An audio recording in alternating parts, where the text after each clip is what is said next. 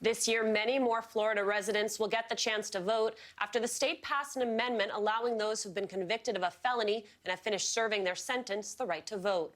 Amendment 4 is a beacon of light for more than 1 million Floridians who could not vote due to their prior convictions. After 30 years, Desmond Meade, an activist who was formerly incarcerated, voted for the first time in Florida's primary.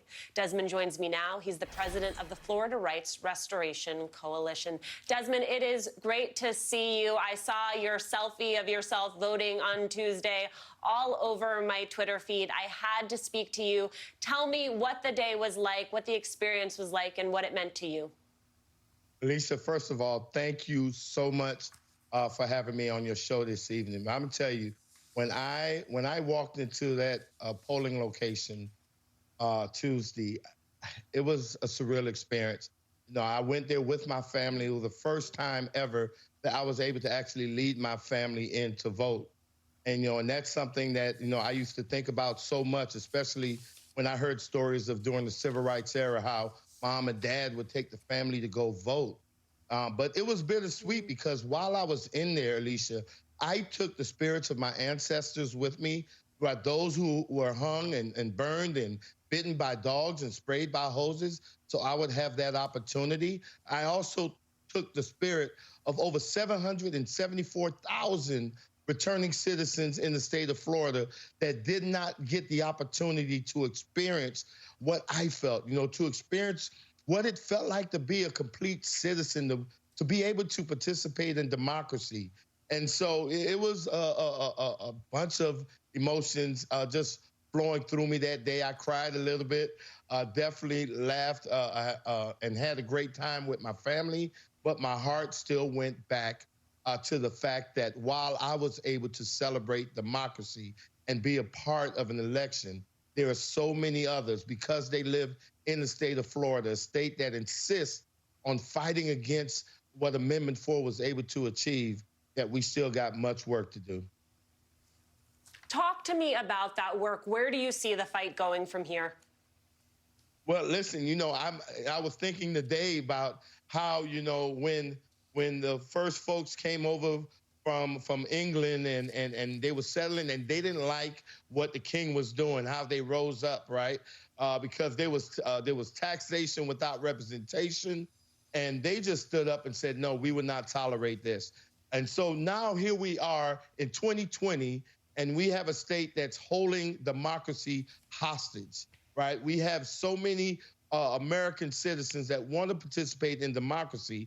And so the thing that I know to do is that we need to rise up. And that is exactly what's been happening, that patriots all over this country have been saying that, the state of Florida should never have to make an American citizen choose between putting food on their kid's plate or voting, or choose between paying rent or voting. And so if the state of Florida insists on fighting against the expansion of democracy, then people across the country will stand up. They will donate to our fines and fees fund, which we've started, so we can help returning citizens who want to vote be able to pay off their outstanding legal financial obligations, register them to vote, and get them to the polls. Because let's face it, 2020 is the most critical election that this country has ever faced, and it's only fitting that each and every one of its American citizens should be able to have a say in where our democracy is going from here.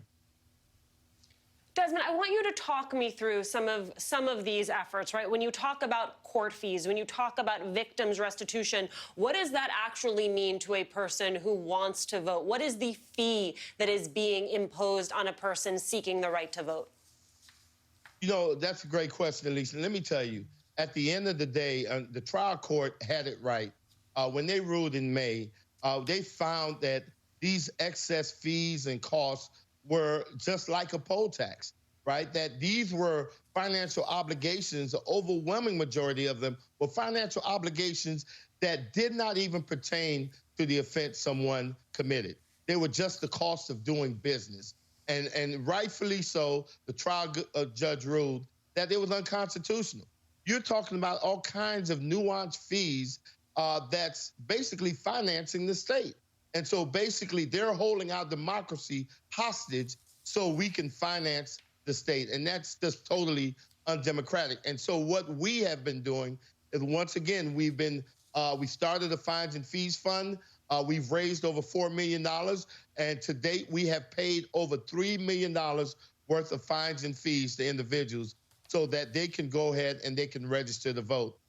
There are many other folks who may not owe fines and fees, and we're doing everything within our power to get the word out, to let folks know that they need to find out whether or not they owe. They need to sign up and register to vote. They need to get and need to play a role in these elections coming up. Desmond, thank you for spending some time with us tonight. We're following that break.